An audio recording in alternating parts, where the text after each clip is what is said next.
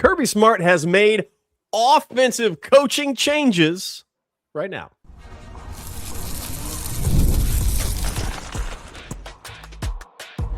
You are Locked On Bulldogs, your daily podcast on the Georgia Bulldogs. Part of the Locked On Podcast Network, your team every day. What is up, everybody? Welcome back to the Locked On Bulldogs podcast, part of the Locked On Podcast Network, your team every day. He is Clint. I am Daniel. Today's episode brought to you by our friends over at Game Time. Download the app today, the Game Time app. More on them in a second. Locked On Bulldogs, part of the Locked On Podcast Network, the number one sports podcast network in the world. Thank you so much for being here. Thanks for being a loyal listener. Thanks for being an everydayer, a part of the 199, a loyal third segment listener. LockedOnBulldogs.supercast.com is where you can pop over if you want ad-free episodes, if you want access to the text thread with us, if you want bonus episodes. There's a pile of bonus episodes building over there. You can find all of that stuff and more over at LockedOnBulldogs.supercast.com. But happy to have you here on what day is it today? Tuesday, where we are talking about Kirby Smart has fired members of the offensive coaching staff. You've all gotten your wish. It's not Mike Bobo. No, it's not. We're not talking about Mike Bobo, but we are talking about a change in offensive line coach, which honestly, there were a lot more rumblings for this in the previous offseason. Yeah. Yep. When, Stacey Searles was kind of the black sheep, the scapegoat of the coaching staff. Everybody looked at the run performance from the 2024 Georgia football team and said that's unacceptable, and it was. It's very poor, and it was. But then in 2025, Georgia was able to run the ball. Georgia really did have some success on the offensive line, battled a ton of injuries. And now Kirby does make that swap. So does Stacey Searles still in Athens, still working as an analyst, but Georgia makes a change at O-line, on the O-line, at O-line coach. We just talked about the O-line yesterday, Clint. A lot of feedback from that episode. A lot of people confident in the O-line. A lot of people nervous about the O-line. A lot of mixed feelings about the 2026 version of the Georgia offensive line. And now you factor in the 2026 version of the Georgia offensive line is going to involve some new coaches. What do you make of this big picture? Is it a big deal? Is it a small deal? Is it no deal at all? How are we feeling now as this news is announced on a Tuesday? I'll say this. I feel like this is the quintessential, just most Kirby thing that Kirby can do. And here's why. And Georgia fan, you have to get okay with what I'm about to say. If you don't embrace what I'm about to say, being a Georgia fan for as long as Kirby Smart is head coach, and there are a section of you calling for that to change, and I kid you not. I refuse to believe that that's true. I know Georgia fans are idiots, me included, you foremost. But I know Georgia fans are idiots, but I refuse to believe that there are Georgia fans that are such idiots that they're calling for Kirby Smart to be fired. I, again, wish this was a joke. It is not a joke. You have to be okay with Kirby making hires that you will have to research who they are. Yeah, Phil Rauscher. Phil Rauscher, you're going to make who's our new offensive line coach? Phil Rauscher, or a name that you've heard before, or a name that has ties, or names that are loyal, hardworking. If I dare say, may I make a parallel to recent history? Yeah. The way that Curt Cignetti has made a coaching staff and a roster, might I add. Yeah. Just hypothetically, it's almost as if the guys at the upper crust who continually succeed are doing things similarly. So Phil Rauscher, this to me is the most Kirby thing in the world. I'm happy for it.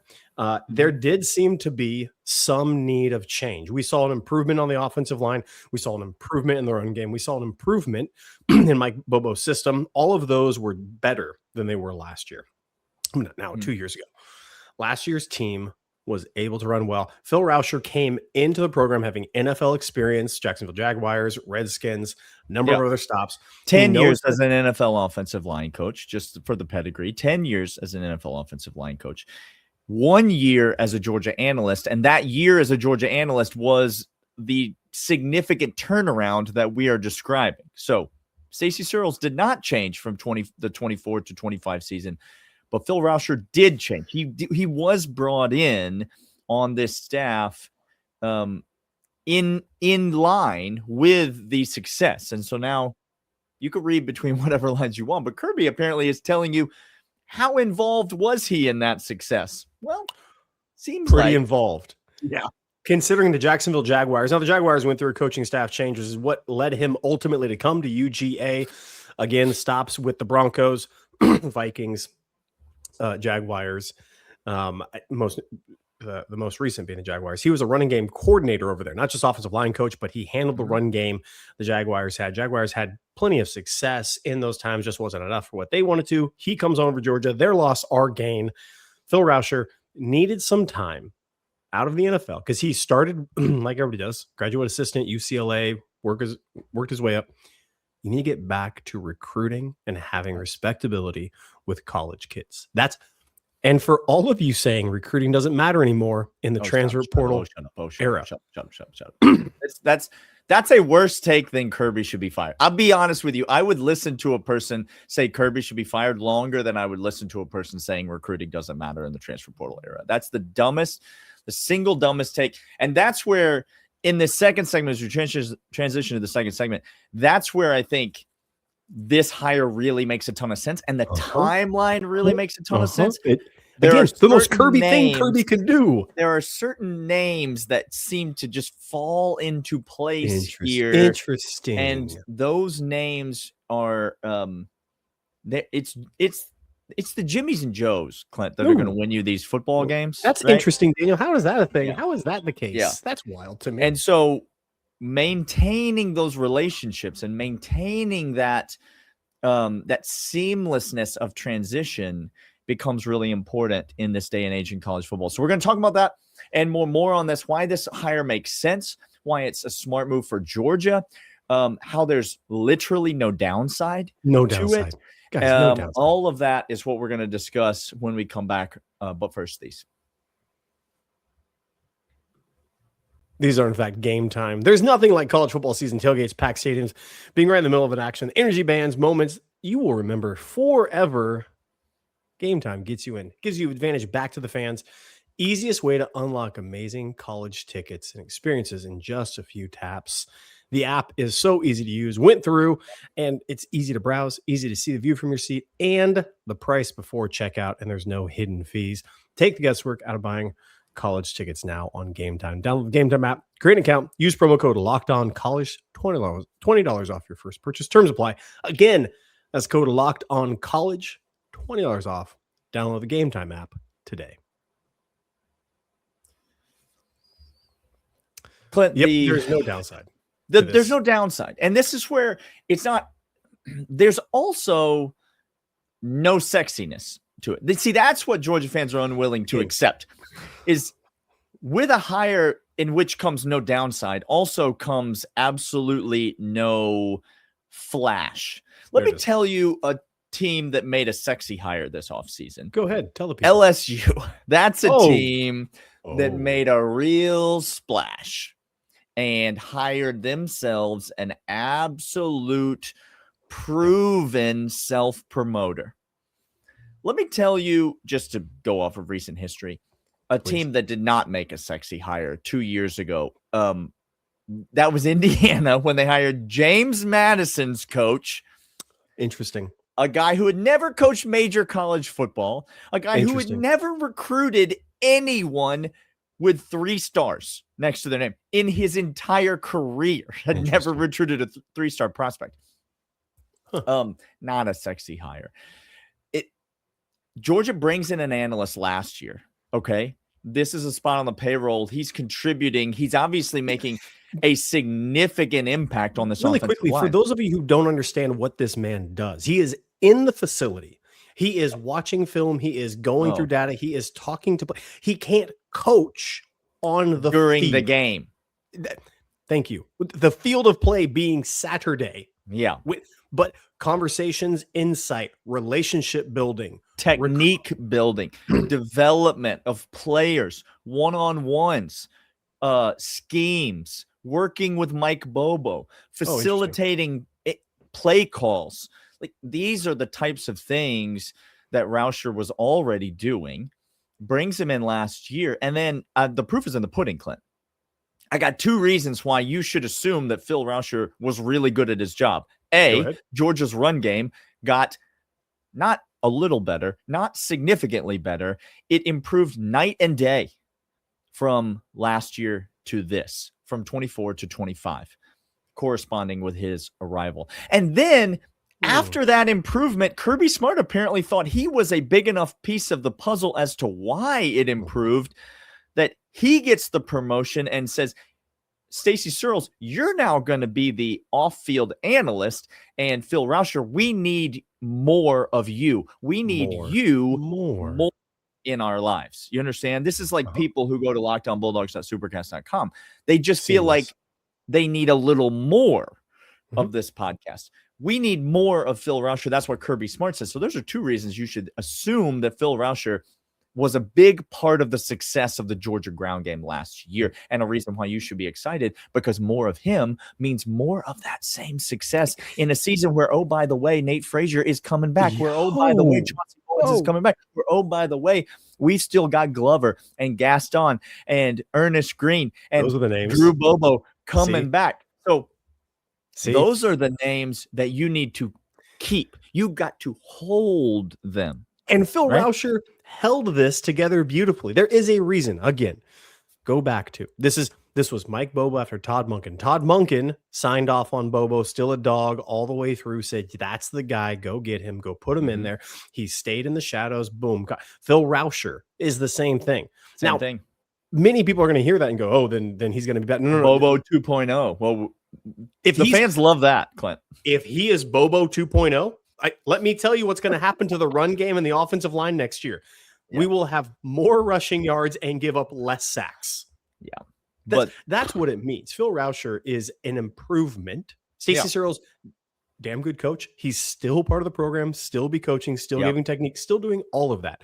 And that's the key, because in the quality control department, nothing slacks off. You don't get any worse from this hire. As a matter of fact, the upside continues to increase because of the Juan Gaston. By the way, was he's been around for the same amount of time as Phil Rauscher. That's right.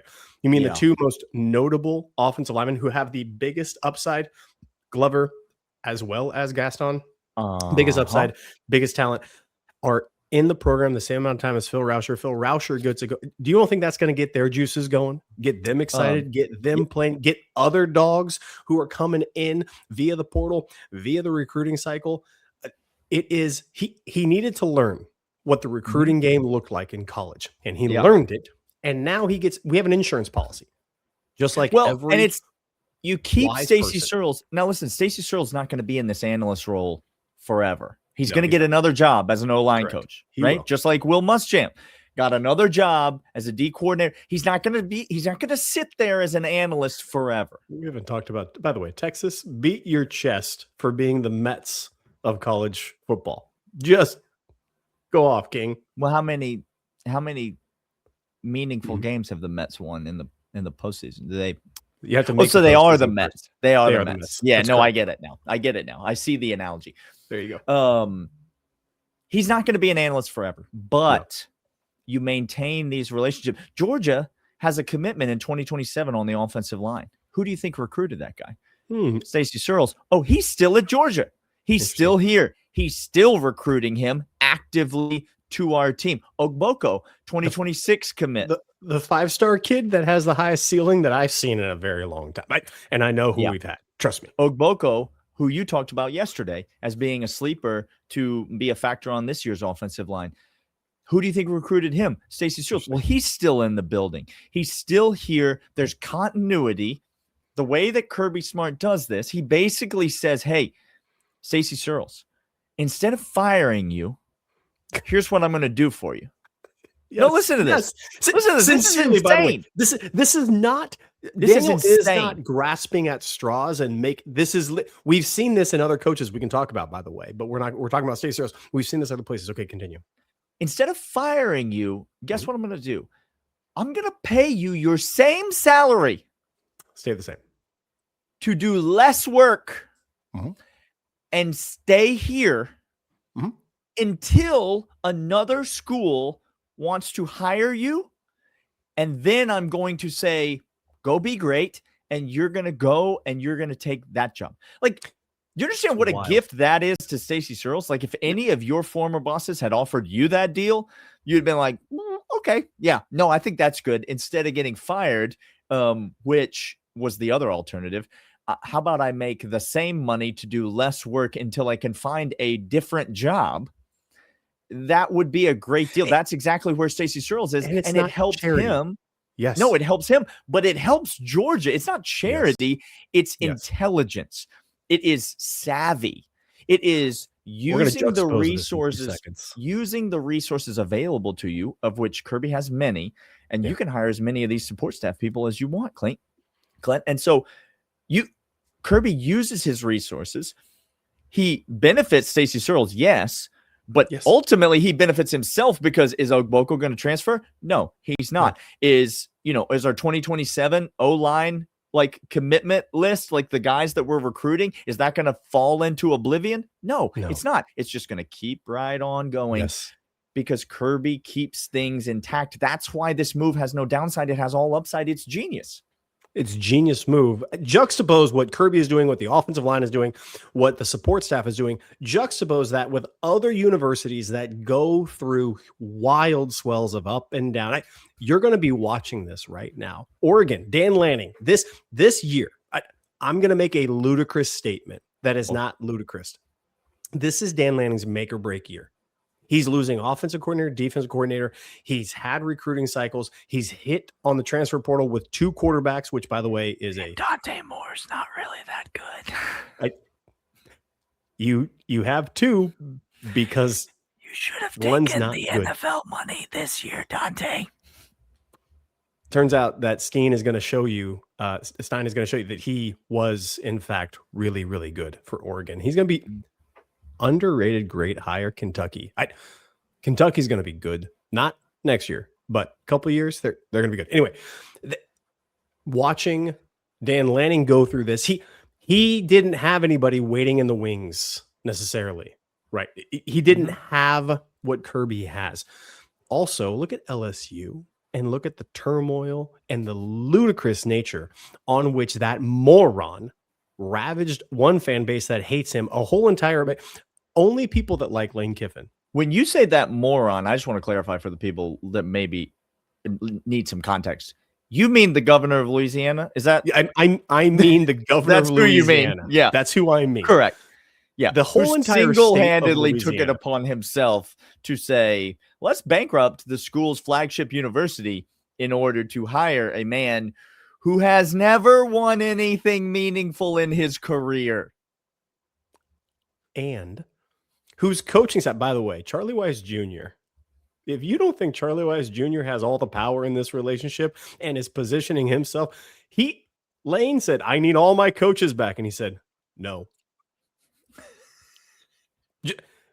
He just said, nope, I'll be here. And Lane was like, okay, maybe next week then.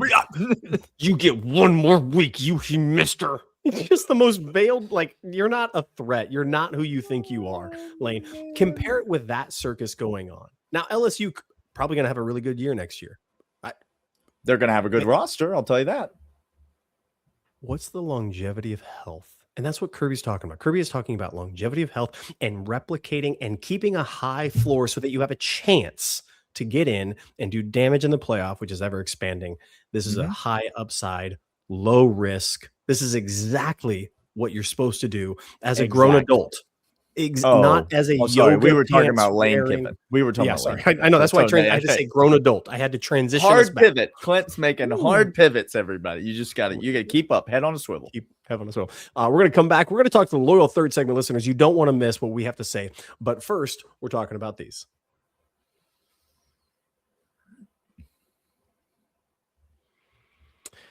Quadrant 1, Clint. It is my favorite quadrant.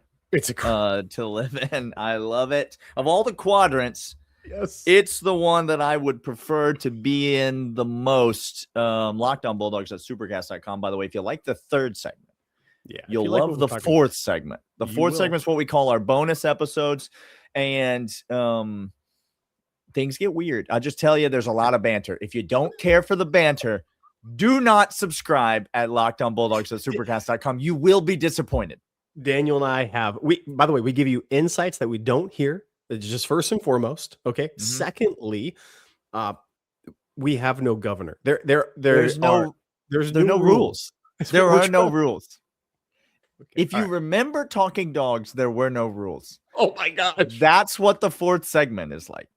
There are no rules anymore. Like they've removed the rules. Yes. So again, that's not going to be appealing to everyone. No. If it's appealing to you, Lockdown Bulldogs at supercast.com. But if you're here, we love it that you're here. Don't worry about that.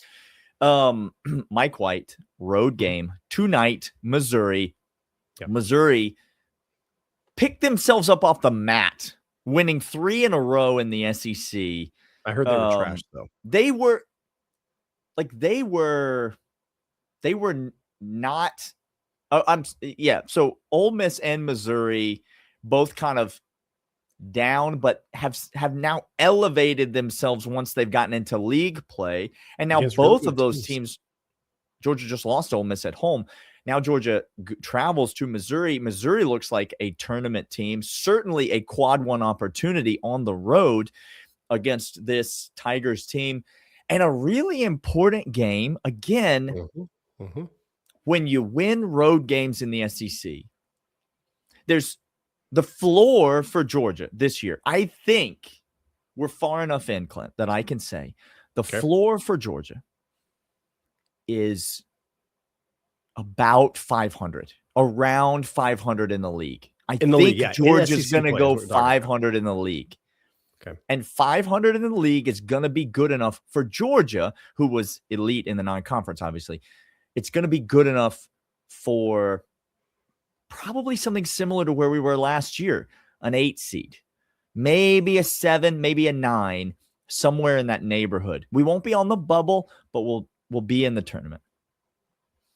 You win some of these road games, Clint. You start to pick up wins on the road. Now, all of a sudden, you become a top 3rd SEC team.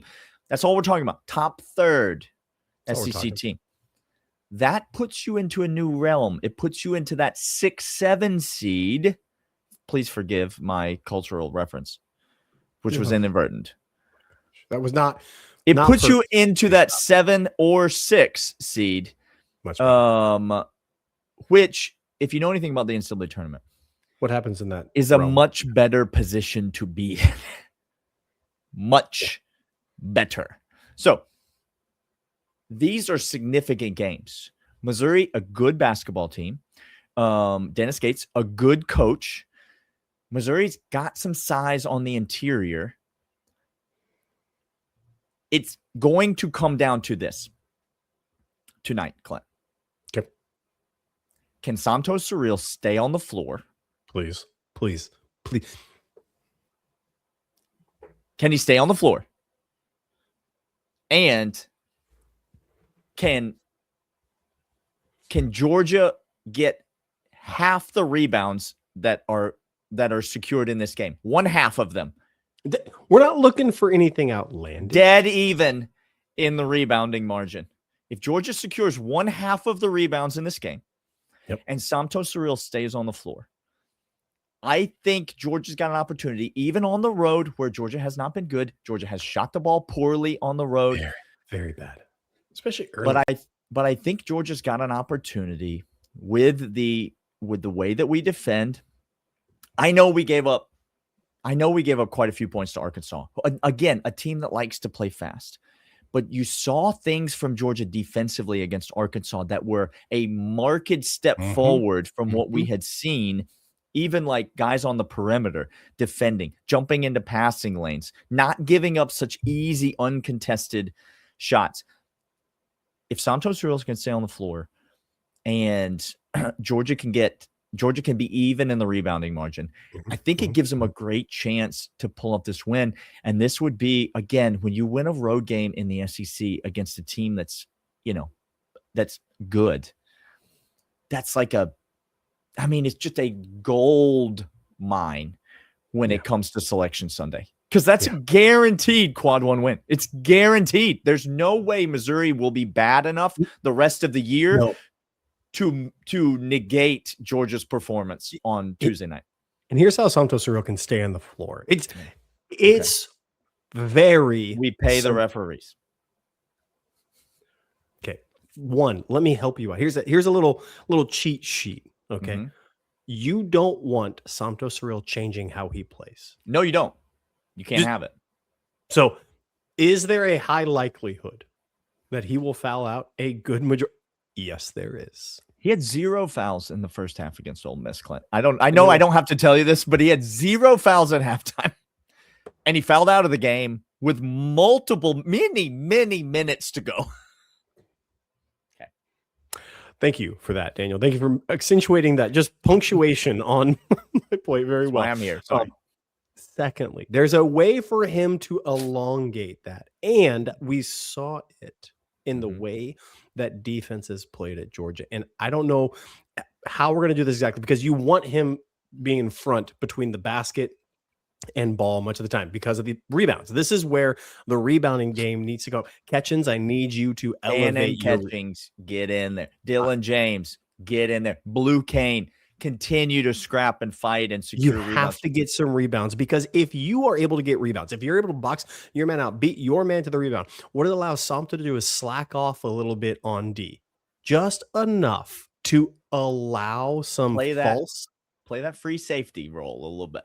Play that false sense of security that the ball seems to elevate when the offense is out there, and they think I have a path to an open layup, an easy basket. I can make a move in the paint. Sumter Real slumps off a little bit. He's able to come back and make up and get the ball once it's in the air instead of stopping the player from coming down. If he knows that the other guys around me can increase their rebound ability, that's how Samto gets it done. And it can happen. Quad one is where we need to be. Look for that 7 or 6 seed, Georgia fans. Please, this is important. This is big. Pay attention. All these games are so meaningful. Like coming down the stretch, like we're here, guys. This is it. It's nearly the end of January. We have a month and a half, maybe 7 weeks left of wall to wall, twice a week, bangers, important games. There are no weeks off. In the SEC. And so it's going to be Secret important Service, week in and week out. Georgia basketball and us, no room for error. No room for error. You're a real one if you get that reference. I appreciate you. He is Daniel. I am Clint. This is Locked On Bulldogs, part of Locked On Podcast Network. Your team every day. Become an everydayer. LockedOnBulldogs.supercast.com. We'll see you guys next time. See ya.